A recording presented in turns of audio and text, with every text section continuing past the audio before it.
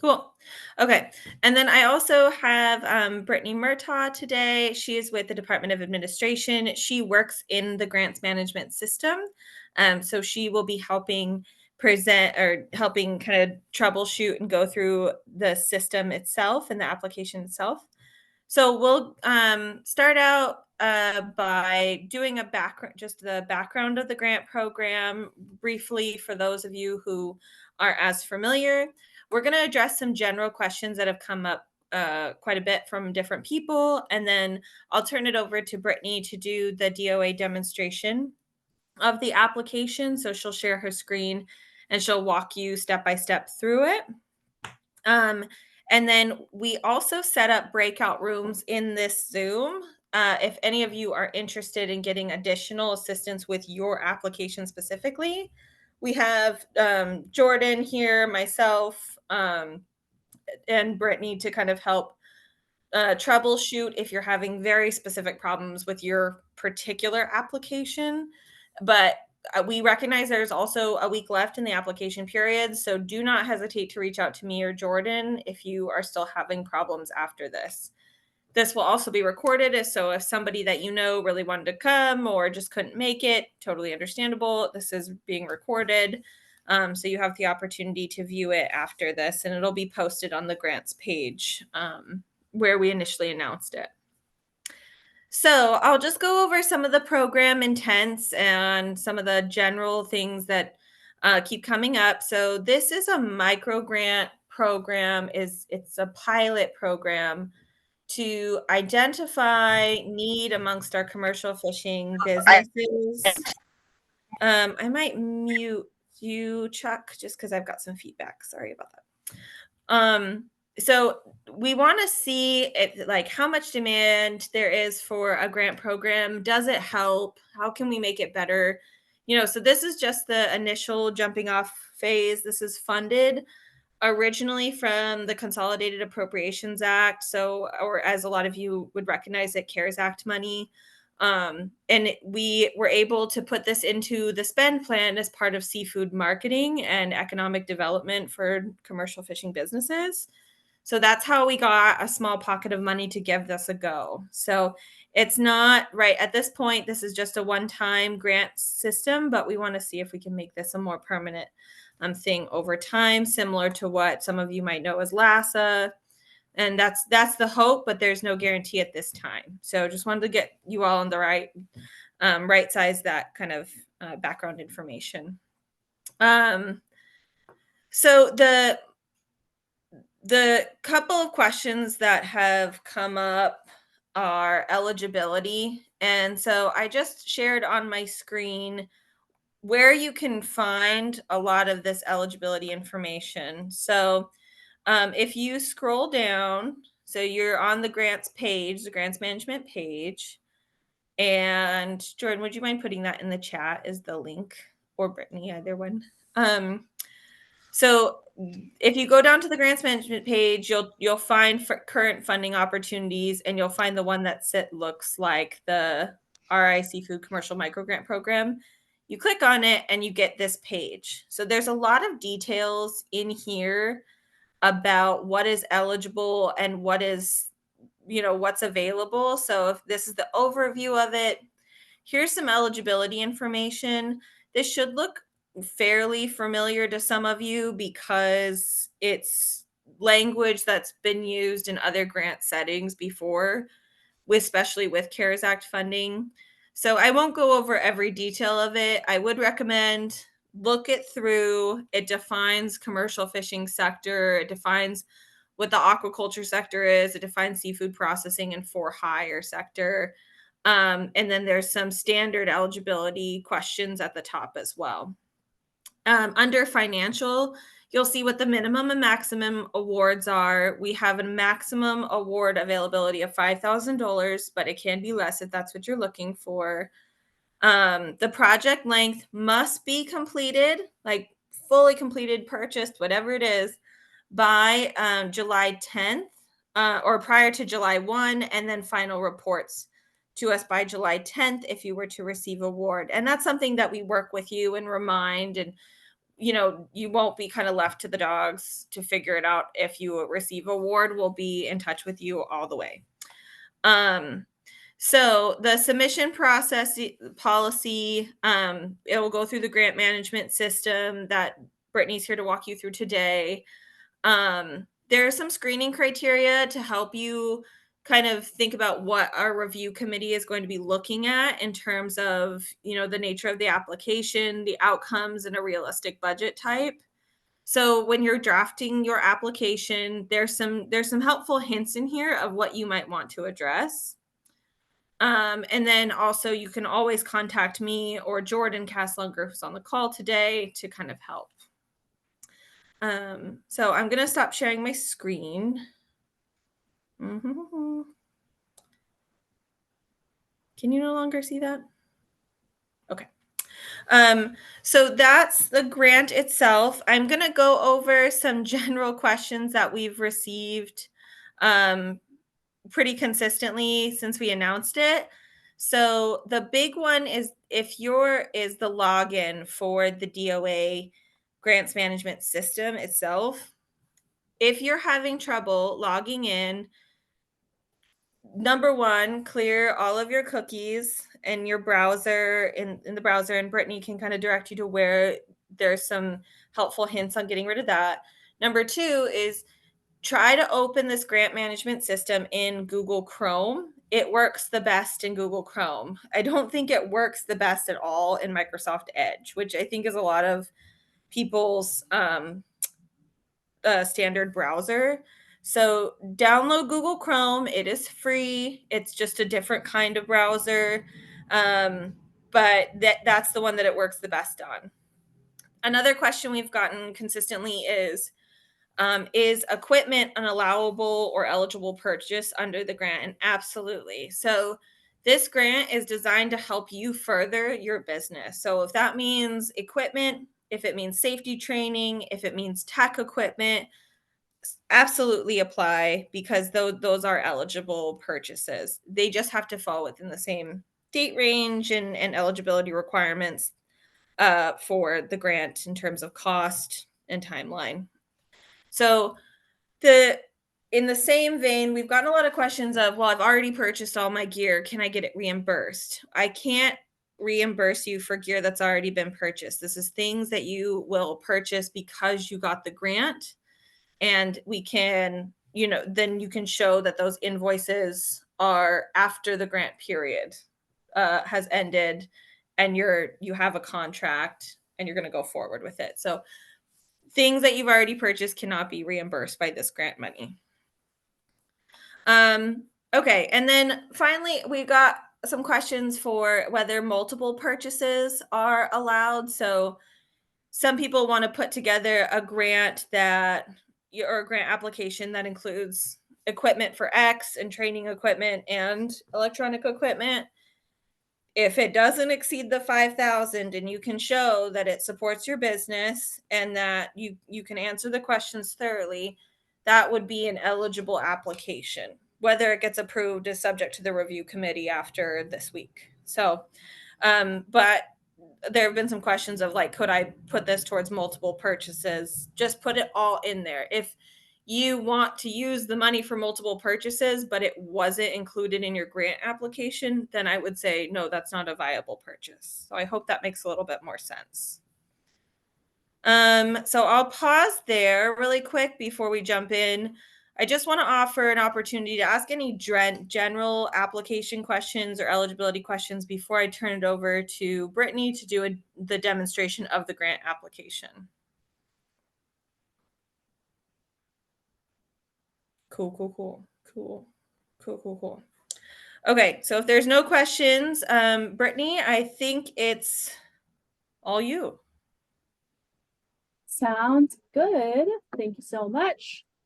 So like Molly said, we're going to be going over very beginning to end of how to submit the application.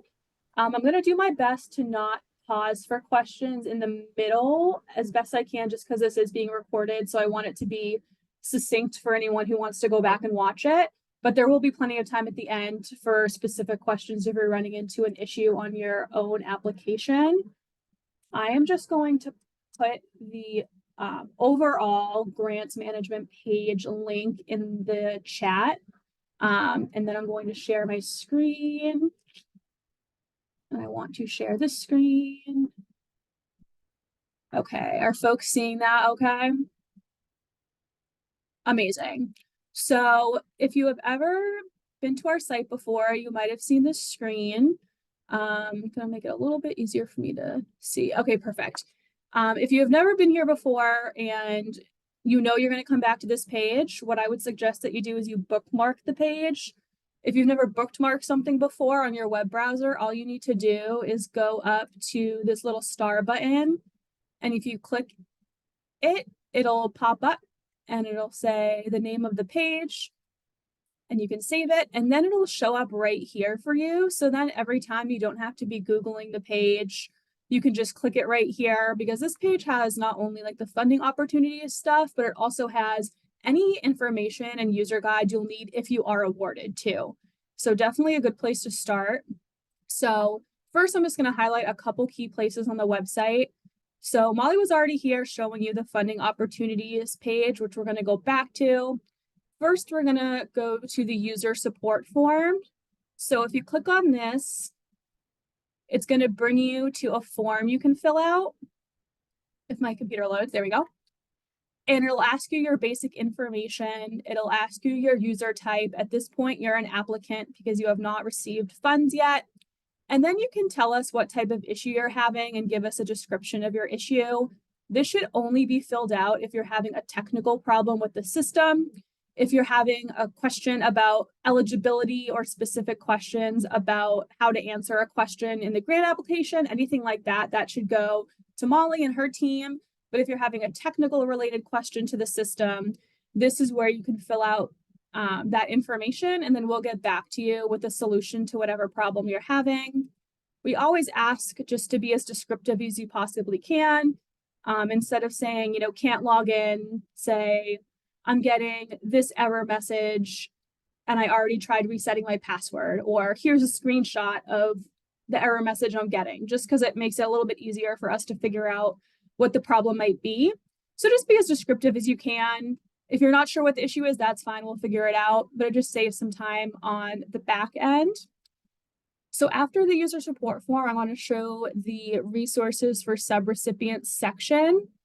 So technically not a subrecipient yet as an applicant, but there is information here for you. So if you click the little plus button, you'll see this resources and user guide section.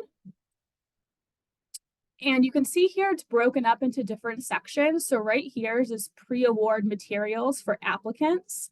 So this is all stuff that's going to be relevant for you. So these are all user guides with screenshots. So there's a user guide on how to log into the eService portal. There's a user guide of exactly what we're going to do today of how to submit an application. And then there's some required forms. These two forms here, the authorized representative and the user certification form, are required to upload with your application. So it is best to have those prepared beforehand so they are ready to upload when you're doing your application.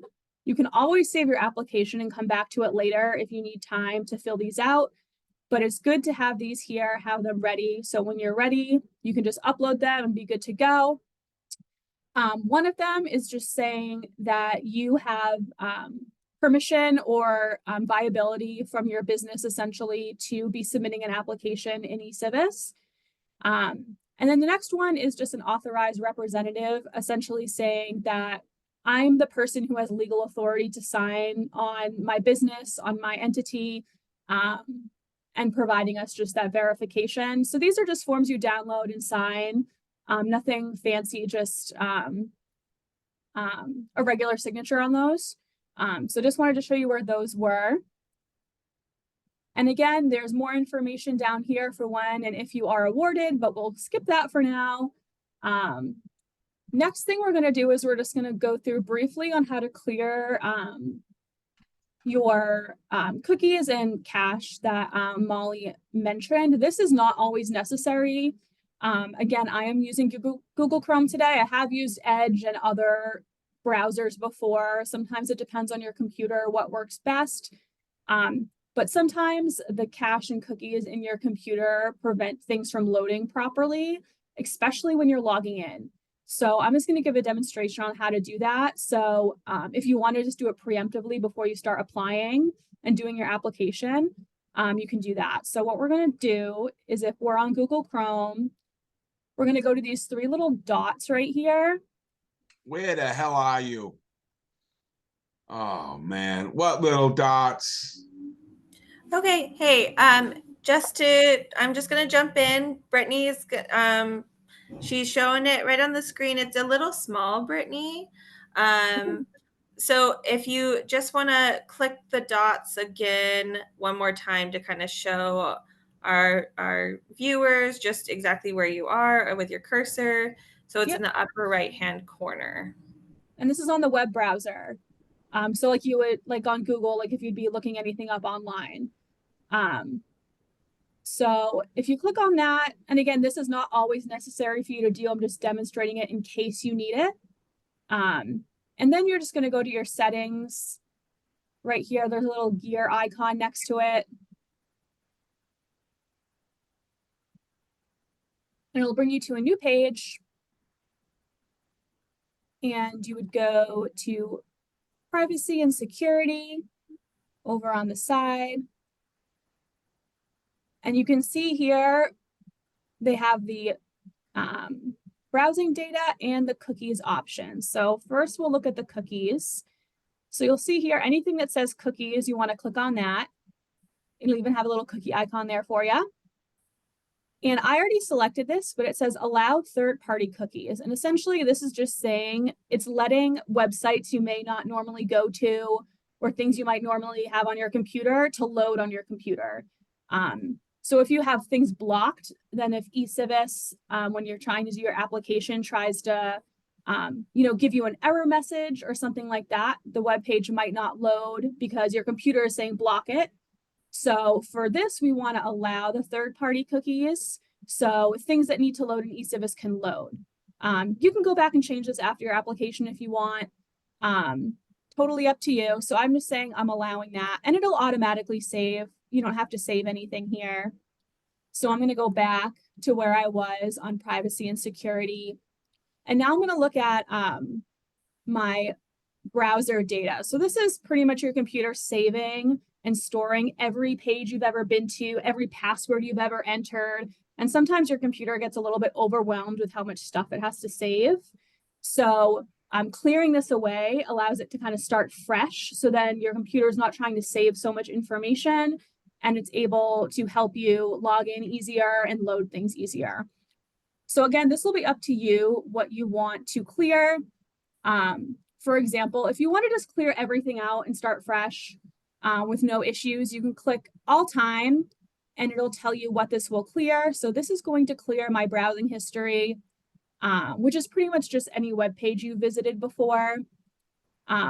This is going to clear the sign-ins. So if you have saved, say, your password to your online banking on your computer, and it automatically populates when you go to that web page, this is going to clear that, so you'd have to enter it yourself. And then this is any images you might have saved kind of in downloads or things like that that might be slowing your computer down. So if you click these, again, you can change how long you want this to go. So either all time, just the last month, last hour, if you don't want to do all time. And then you can just click clear data, and that will clear out some of that extra stuff your computer is trying to hold on to. I already did that earlier, so I'm going to get rid of that. So again, that is completely optional, not required to do the application, but if your computer is giving you some problems, that might be the reason. So you can go back to this and try that. So now we're going to go back to our webpage where all the grants are, all the information is. And we are going to go to the funding opportunities page that Molly showed earlier. And this is the list of every open funding opportunity. So now we want to go and find the one that we're looking for. So I'm going to scroll down to the list of all of our funding opportunities. And I'm going to find the one that we want to apply for. We can see it right here. I'm going to click on it. And then you can see it's bringing us right back to that page Molly already showed us. And now that we've determined we're eligible, we want to apply, everything looks great. We're going to click this apply button right here. And this is going to pop us right over to eCivis. So at this point, you either need to create an account or you need to log into an account you've already created. If you need to create an account, I'll zoom in a little bit. You can click this green create an account button, and it's just going to ask you a couple easy questions, just your first and last name, your email address, which is going to be your username, and then the password you want to use. Again, here, it's super important that you're paying attention to what it says for the password, because if you try to enter a password that's 123, it's going to say, no, thank you. Anyone could guess that password. You're not allowed to use that. So just pay attention and say, you can see as I enter more information, it's telling me how strong my password is. And once you enter a password that is long enough, it'll tell you, great, fantastic password, and it'll let you sign up. So just double check right here that you're entering a password that makes sense for the system. It will not let you move forward if your password is not complex enough. So just keep that in mind, and then just make sure you save that password wherever works for you, so you don't have to reset the password if you forget it. So I'm going to go back and I'm going to log into the portal. So like I said, the username login is going to be the email that you chose. And the password is going to be whatever you decided your password is going to be. So let's see if I remember what I made my password. And then the super important thing to do here is not click enter when you do your password. You have to click on the portal login button. The portal login button is for people who are not state government workers. So if you tried to click the grants network button, it wouldn't work.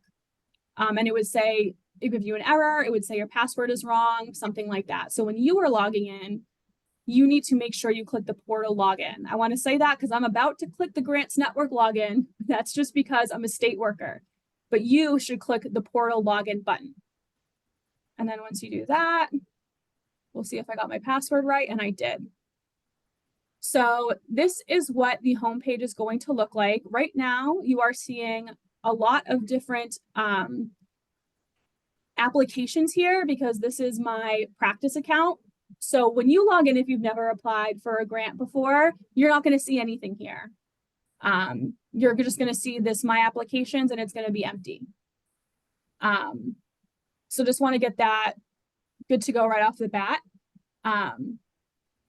When you go from eCivis or from the website to here, it's going to open up the application for you. So if you're going from here to apply, it's going to automatically bring you to the application that you clicked on. So depending if you're already logged in, it'll bring you right here. If not, it'll make you log in first. So this is the application you clicked on, the one you want to approve, you want to apply for. And you can see here, this is an example I already did. So I'm actually going to ignore me. I'm going to log in with a different account. Should have thought of this ahead of time, just so I can start from the very, very beginning. So I'm going to just create myself a new account, and we're going to go through this together. I might have to delete a couple of these accounts after a while, but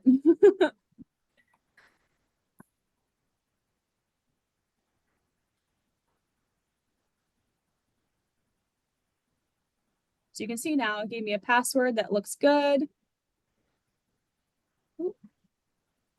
See, now you're catching me. You're catching me trying to be prepared and having to backtrack.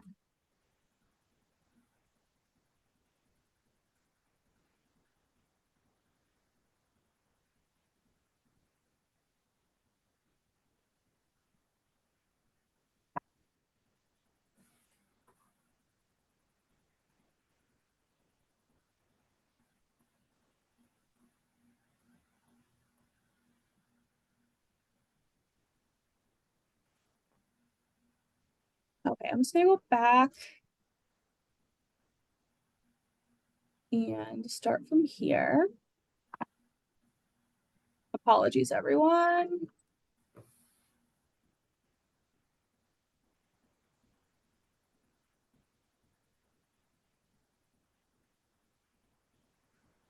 Okay, so we're here. We click apply. It brings us here, and I'm just going to create another new application. So this button will appear on your page when you open up the eCivis portal. I want to confirm that you want to create a new application. And you can click that. It might take a second to load. And a couple times it might ask you to log in again, and that's just because it wants to verify your application, and it's an extra security measure to make sure that whoever is submitting the application didn't walk away from their computer and someone else, is logging in their place or anything like that. So whenever you're trying to edit your application, it is going to ask you to apply or log in again. And remember, you're always clicking the portal login option when you are logging in. If you do not click the portal login option, it will not let you log in with the username and password that you selected.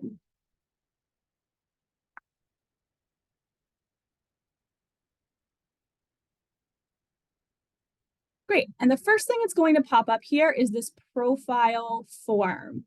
So before you submit your actual application form, it wants to just know a little bit about you. So it's going to ask you to start your profile application. If you've already started your application or you've already started entering anything into this application, it will say edit instead of start. So just keep that in mind. You may have already clicked into this before when you're trying things out or might have started.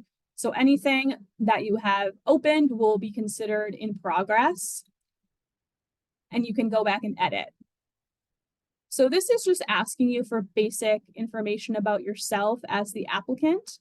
So again, not everything on this page is required. You can see the little asterisks here are showing you what you have to respond with. But for example, title is not required because it does not have a little red asterisk next to it. So I didn't fill it out. You can if you want to, that is up to you. So I skipped some of these, but up to you if you want to enter that information. Again, this is just the information about you as an individual.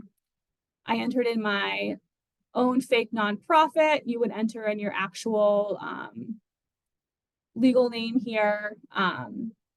Again, the EIN is not required, but your UEI, unique identity entity identifier, is required. And you can see here there is specific language that tells you if you do not yet have a UEI that you can enter this text right here. I'm not going to get into the UEI requirement right now. It is a free registration that you just need to do for your business that can be done on sam.gov. It is not very complicated. It's just basic information about your organization. But if you haven't done that yet and you're not going to have time to do that before you need to submit your application, that's totally fine. Just enter this no UEI yet 1, 2, 3, 4, and you can go back and add that information at a later date. It's going to ask you confirming the name of the authorized representative for your organization. So maybe you're filling out the application, but you are not authorized to sign or make decisions for your organization. So someone else's name may or may not be going here. It might be you. Again, see, these ones do not have asterisks, so they're not required. So it is up to you if you enter that information. Some of this information is required in the application. So if you did enter it here, it would auto-populate for you in the application. So it's one less thing to have to enter. But again, not required. Then just asking for your address. Just need the street and name, the city, the state, and the zip code. And again, everything else on this profile page is optional. And if you hit save, you'll see here, and you'll know that you filled out the profile form correctly because you'll see it as complete here. If it is not complete, you will not get this little green complete notification. So you can always go back and edit that if you forgot something, or if you realize later something needs to change before you submit your application, you can go back and edit that at any time. So now that you've filled out the profile information, it's going to ask you to fill out the actual application. You can see here, I made a cute little fake application earlier today to practice. So ignore that one. That was just for fun. But you will see this one tile here that is blue. And you can see it's blue. It says there is an action required. And that's saying that there's something in that application that you have not finished that is required. So obviously it's blue because I haven't done anything with it yet. So when you see this, it's going to be blue because you haven't filled out any information. So I'm going to click on this to start a new application. And you can see it's untitled because I haven't entered anything in it yet. And it'll give you some brief information about the application process and how to submit. And you can see here, action is required because I have not submitted anything. And I want to open this so I can start working on it. And again, it's going to start with the actual application questions. So a lot of the stuff here at the top is going to be basic information. You can see here the entity legal name is required. The DBA name is not required. So up to you if you want to enter that. Next is your proposal title. So this is what you want your project to be called. So something that's going to kind of overarching title for what you're looking for in your grant application. So maybe equipment for XY, Z project. Be a little bit more descriptive than that, but that's the best example I can come up with off the top of my head. So we're going to go with that. And this is also what it's going to be called if you are awarded. So just keep that in mind, that it's going to carry over from your application to the actual, documents and everything like that and the system once you're awarded. So name it something that you're going to like and something that's going to, stick with you because you'll be seeing it for a while if you're awarded. Next, you're going to enter the amount requested. So this is the total amount that you're asking for your grant. So like Molly said, the max is $5,000. So if I tried to enter $10,000, it's going to tell me, nope, not allowed, or 100,000. So that is an internal control there, so you don't accidentally enter the wrong information. So I'm going to say, I want the full $5,000.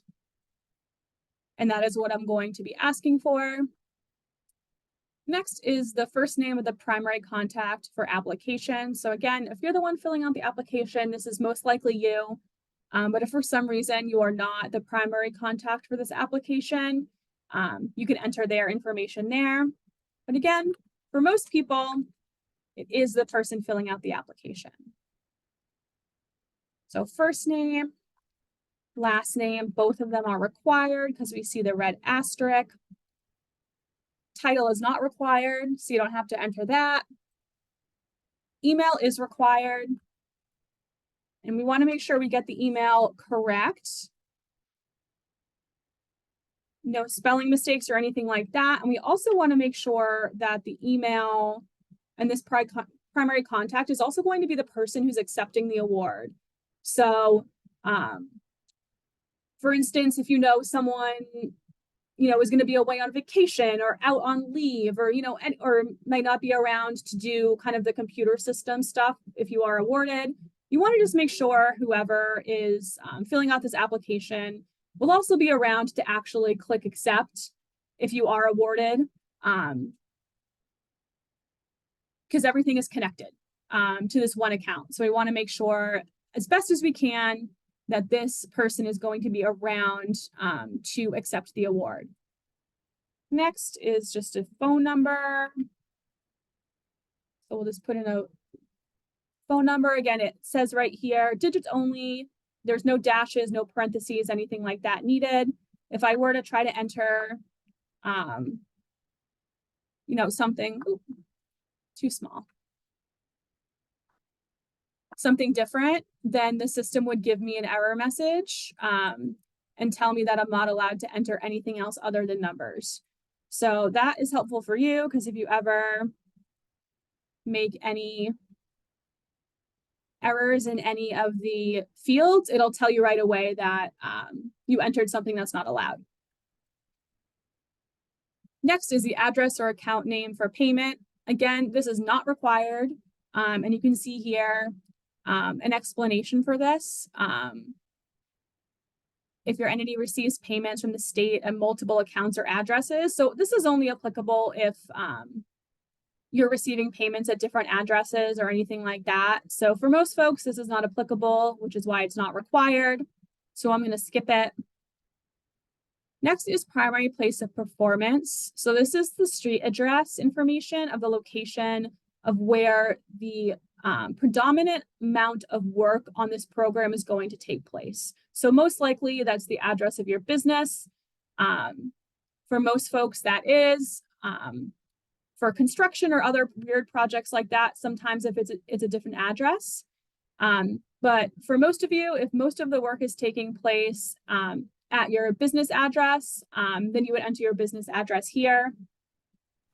So I might just jump into Brittany. So a lot of you might be birthed at the Port of Galilee. So if you don't have a business address at the Port of Galilee, should they be using like the Port of Galilee office, or because some of this might be happening on people's boats? For you, I think that is mostly up to you of what you think is most relevant for this program. So like system-wise, there's not a preference on my end. So I think for you, it's just where you think it makes most sense. Mm-hmm. So for those of you, if you are birthed out of the Port of Galilee and you are doing this project or you're proposing a project that requires you to be at your boat in the Port of Galilee, I would put your maybe birthing number and then use the coastal office address on Great Island Road as like a locator, because that will indicate to me that it's happening at the port. Awesome. Thank you for that clarification. And again, they give you multiple line addresses here. So if you feel like you need to break it down a little bit, you can, but only the first one is required. And then again, just keep going with the address, the city name. So for this, I'm just going to say Providence. And the state. They'll give you a drop-down menu. And the zip code. Okay, next is the scope of work, and this is where we're getting into the custom questions that are specific for this grant. So you can see here it has a text box, and then it tells you information about what is to be entered in this section, and you can see also how many points this is worth. Applications are scored on a point basis. So questions you see here that don't have points associated with it means it's not contributing to your total score for the application. So like we're not scoring you based on, if you entered your zip code incorrectly, but you are being evaluated on your answer to this question. So for the scope of work, it's asking you to describe what purchases you plan to make and when you plan to make those purchases, and to describe how the purchase will further your seafood business. You can type directly into this field if you want, or if you have it on a Word document or anything else, you can copy and paste it in here as well. That's totally up to you of how you want to do that. And like I said before, I'll show you, we can save our work and come back to it later. So if there's some things you're not sure about and you want to take a pause and come back later to work more, you can totally do that. Something is required to be entered here because it is an integral part of the application. So you have to enter something here. So I'm just gonna enter something quick.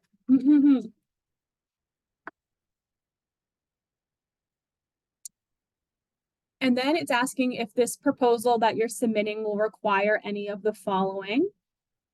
Procurement of goods or services, issuance of subawards, hiring of employees, or none of the above. So you would click on one or multiple of these, depending on what is applicable to you. And like it says here, if you hold the control button on your computer, you can click more than one of these. So if more than one applies, you can click the control button, the CTRL button, and you can click more than one if more than one is applicable to you, or if none of them are applicable, you can click none. Next is this question, is this evidence-based intervention? This is a required question by the state of Rhode Island, not particular to this grant. So it gives an explanation right here of what clicking yes means. So essentially it's asking if research shows that the program or activity that your application is supporting has been scientifically proven to achieve your goals. If you click yes to this, it's going to ask you to provide a description of the evidence that it is supporting. If you click no or not applicable, it is not going to ask you that question. Again, this is not a question created by the agency for this application. This is a state of Rhode Island required question. So it is not something specific to this, but something everyone in the state of Rhode Island who applies to a grant has to answer. So I'm going to say for this, I'm going to say no. This particular project I'm working on doesn't really meet this requirement, or I don't have the evidence that it's asking for. And again, you can see here, there is not a point breakdown. So this one is not overarching to the total points of your application score. But you see next in goals and objectives, 25 points. So this is counting towards the total points of your application. And it tells you here exactly what it's asking for. Asking for the outcomes of your purchase and how it will help you further your business or reduce barriers. And please provide a clear description of what success you could have with this funding. So this again is something you can type directly into the box, or you can copy and paste from another document if you have it somewhere else. So I'm just going to enter something here so it lets me go forward. While you do that, we've gotten some questions on the outcomes.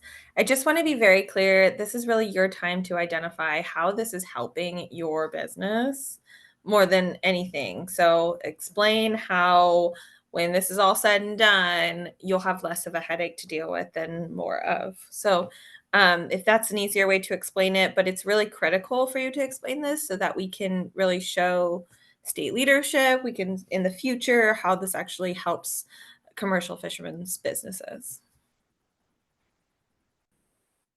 Perfect. Next is the timeline.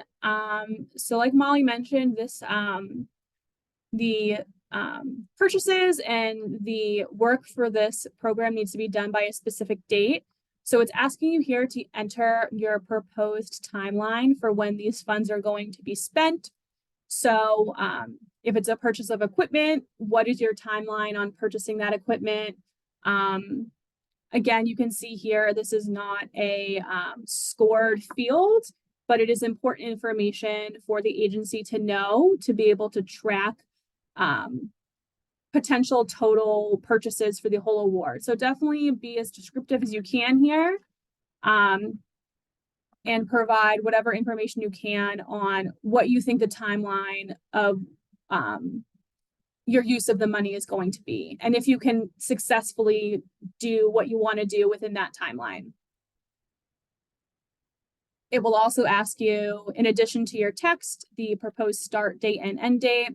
So just more detail of when this is going to begin and end for your project. So I'm going to say, if I got awarded, I can start on April 1st, and I can definitely be done by April 30th. This is a quick purchase. I already know exactly what I need.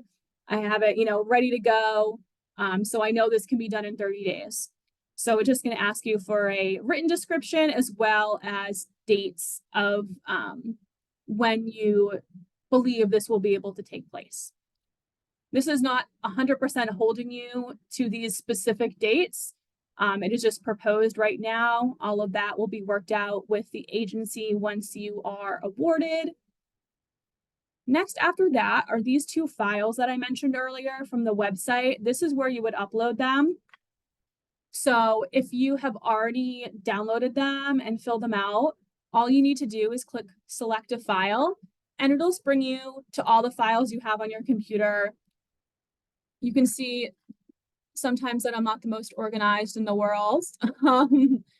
So let's say I'll just grab a random file and I'll click open, and you'll see that has been uploaded here. If I accidentally uploaded the wrong thing, I can click delete and delete that. If you have not gotten this form before, you can click this link right here, and it is going to download that form for you. And it'll pop up right on your computer. So you can either get it by going to the website ahead of time, or you can just click right on this link and it'll download the form right to your computer so you can fill it out. But you can see both. Oh yeah, go ahead.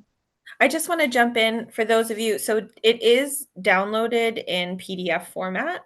And for those of you who do not have Adobe PDF on your computer or need to edit it, there are free PDF editors online that are secure, and you can go in and edit. So I'll pop one of those into the chat for the moment, just to kind of help as well, in case you don't have a PDF editor, or if you don't have a printer that you want to print, sign, and send it back. So I'll put that in the chat for your resources as well. Yes, good catch on that. So I just uploaded two fake ones here because, as you can see, it is required. So if something does need to be uploaded, the agency will be reviewing these. So make sure you do upload the correct form.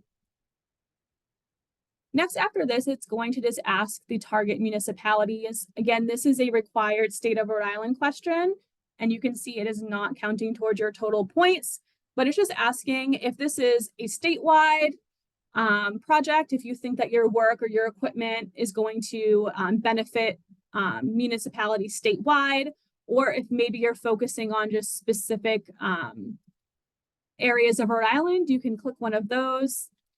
Again, required question for Rhode Island. So just enter what you think your project is going to affect.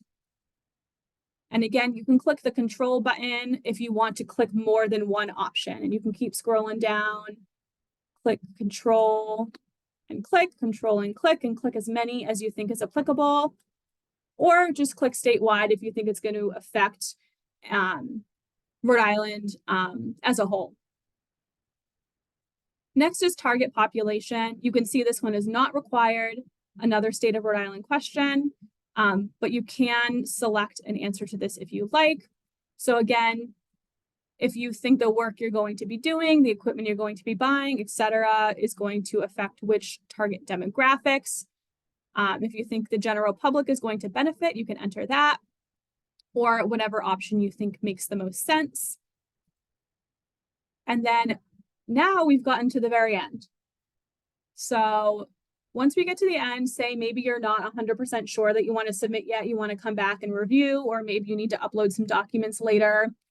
Instead of marking as complete, you can click Save as Draft. And you can see right here, last saved 5/51/02. So I confirmed that this is saved with the most recent edits that I made. So I'm going to close that. And I just saved it, so I feel good about closing it. And we can go back to this page that we were at before and see exactly where we started. But the good thing about this now is now if you go to My Applications, it's going to show you every application you've ever applied to. So as you apply to more in the future, more will show up here. You can see here, this is the one I just filled out.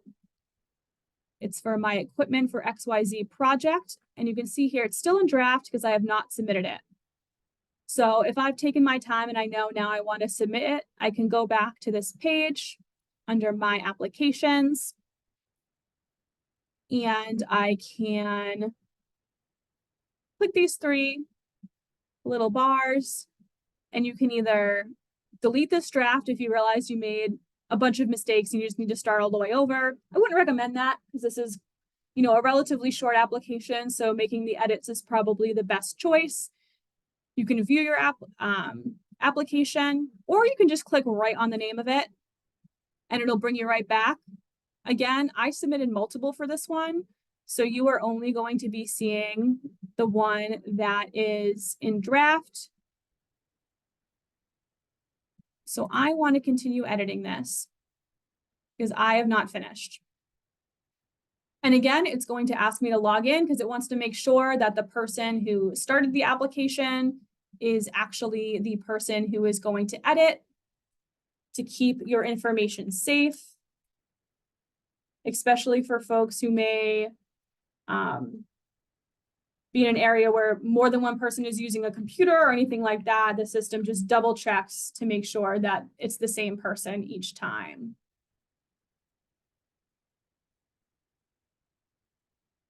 And you can see my profile is complete because I did that first. And you can see here, my application is still blue because I have not submitted anything yet. So I'm going to open this back up.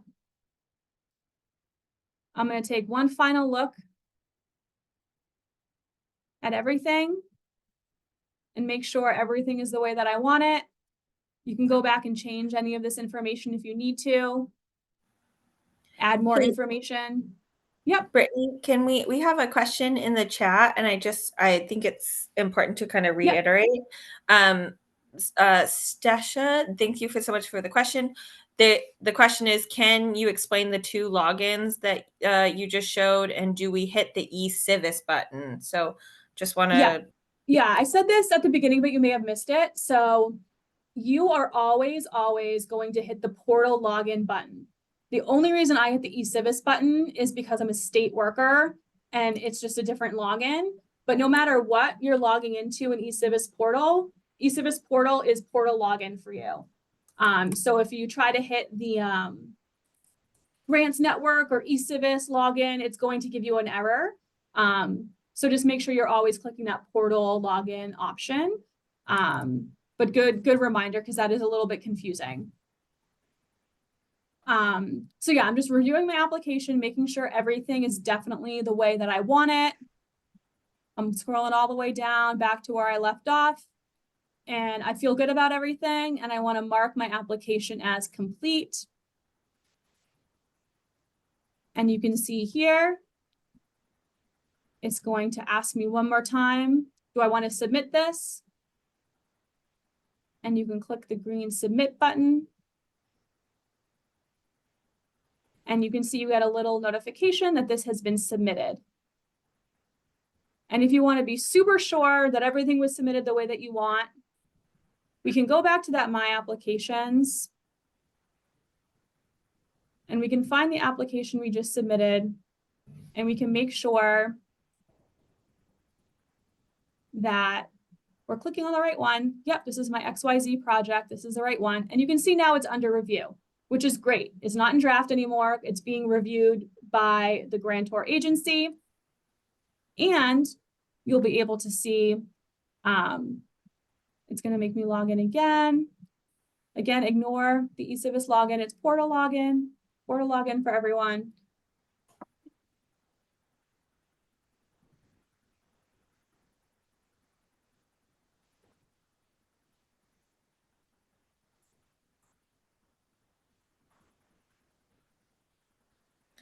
Go Give you a ahead. good example of what it looks like if I enter my username in wrong.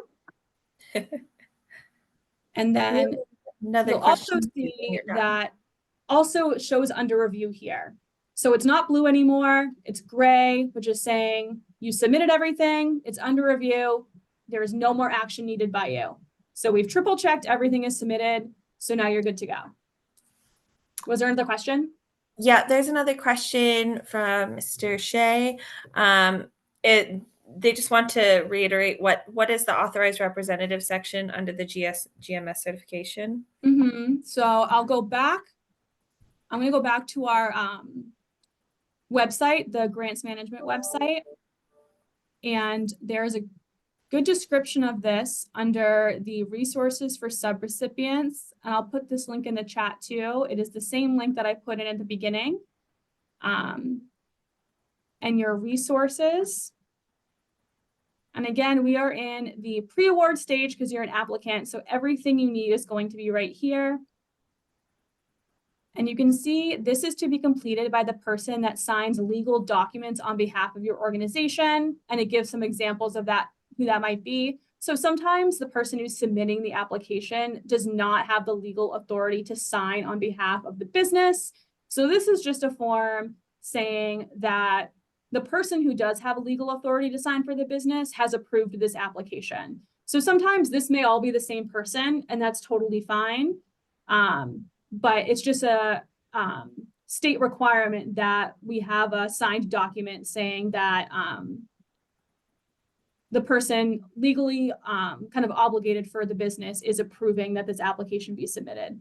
So that might be you, it might be someone else, but that is explained here. And if you open the form, explained a little bit more detail here, and it's pretty simple. Just fill in a couple boxes and a signature. Any more questions on that?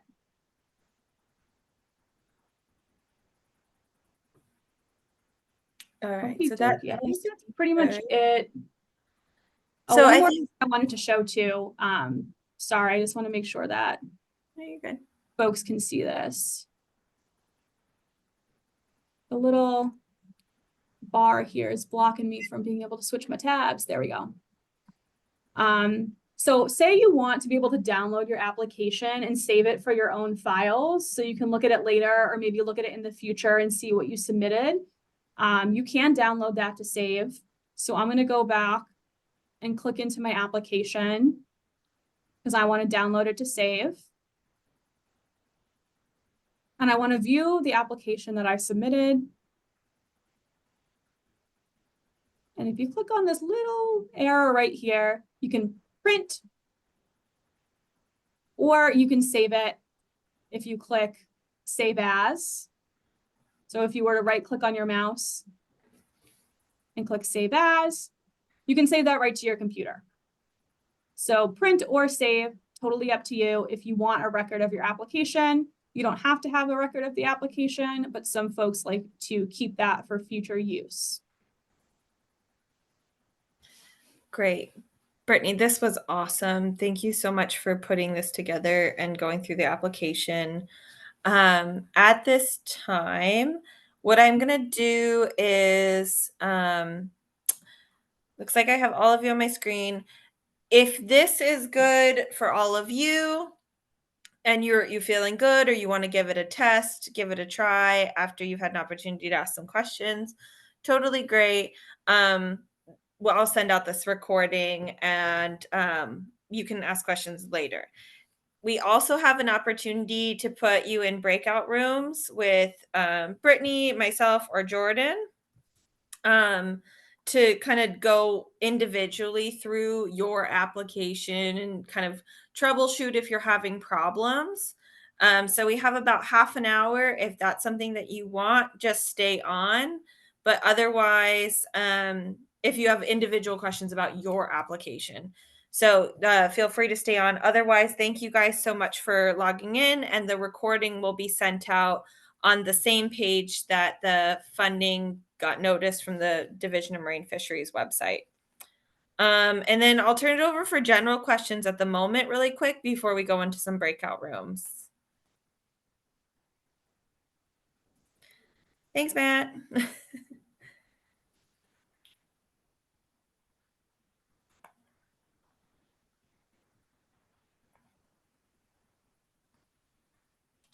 So if there's no other questions and you don't have any individual needs, you're free to pop off. But if you have individual needs, maybe you can just pop in and say that you'd like to be put in a breakout room.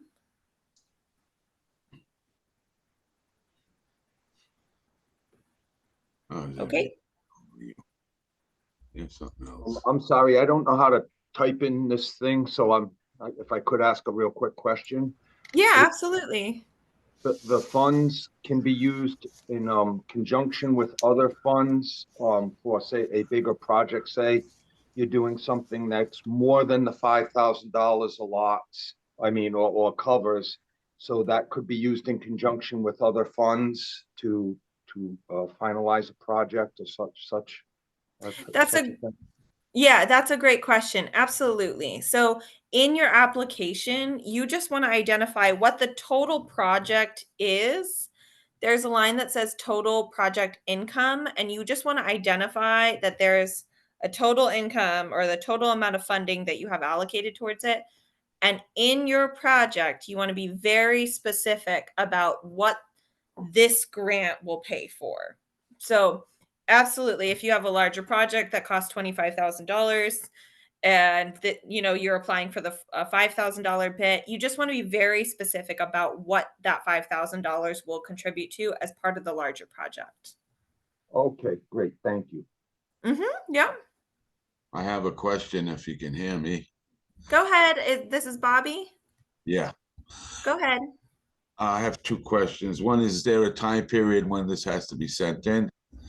Yes. So Friday is the deadline. This Friday. So we have to have this all application filled out within a few days. Okay. The other question that I had was as far as something is going with equipment, would it be uh, a good thing to be going for, say, a tracker device to in order, that you put on the boat? I don't know if you're familiar with them. Would that fit into the category as far as equipment that could Yes. come up? Yep. So technology, tracking, and electronic monitoring, those types of things are eligible expenses. You just really want to explain in your application, like, what you're using it for, why it's needed, and then is this a good thing for your business. So if I'm going to completely hypothetical this, but if a tracking device helps you gain more federal permits for X, Y, and Z, then that would be your explanation, and you would just put that in your application. Okay. Yeah, one other question I just had, but in my Yep. mind when I was listening to you. Dealing with the oh boy. I'm gonna have to get back to you. I should have wrote it down. I'll get back to you in a minute. Okay. And if you have other questions that come up, you have my email as well. So you can always email me or Jordan Kaslunger with follow-up questions too. Yeah, now I remember the question. Is this a recording that we can go to so that we can? Yes. Okay, so Yep.